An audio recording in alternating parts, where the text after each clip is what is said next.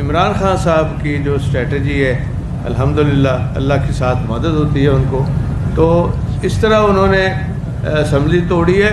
کہ کسی گھر والوں کو بھی نہیں پتہ چلا کہ اسمبلی توڑ دی ہے۔ شریفوں کے جتنے منصوبے تھے وہ دھرے کے دھرے رہ گئے، اور اب ان کو اپنے لالے پڑ گئے ہیں کہ اب ہم نے کیسے کرنا ہے۔ اب تو خان صاحب نے کہا ہے کہ شہباز شریف تمہیں تو دوائی بھی لوگے تو نیند نہیں آئے گی، دوائی بھی اگر لوگے نا رات کو نیند کی 15 گولیاں بھی کھاؤ گے تو نیند نہیں آئے گی، اور اب تمہیں بھی ہم نے تو بھگتا لیا ووٹ آف کانفیڈنس الحمدللہ، اور اب اس کی باری ہے انشاءاللہ۔ اب اس کی زبان باہر نکلی ہے اور کبھی ادھر بھاگ رہا ہے کبھی ادھر بھاگ رہا ہے۔ نون لیگ اور بالکل نیچے اس لیے چلی گئی ہے کہ نواز شریف نے کہا میں تو ہونا ہی نہیں۔ 30 سال سے یہ حکمران ٹولہ بیٹھا ہوا ہے، لیکن عام آدمی غریب آدمی کا نہ سوچا ہے نہ کیا ہے، اور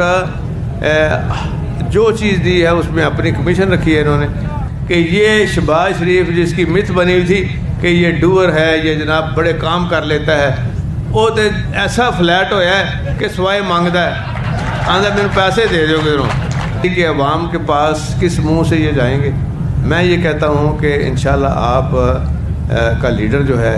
ایماندار بھی ہے، آنیسٹ بھی ہے، جو ہر وقت عام آدمی غریب آدمی کے سوچتا ہے، آپ کے دین کے حوالے سے سوچتا ہے، تو اس میں اللہ تعالیٰ کی بھی مدد آتی ہے، اور آپ دیکھیں گے کہ انشاءاللہ آپ کی جو جماعت ہے پی ٹی آئی وہ سویپ کرے گی اگلے الیکشن میں،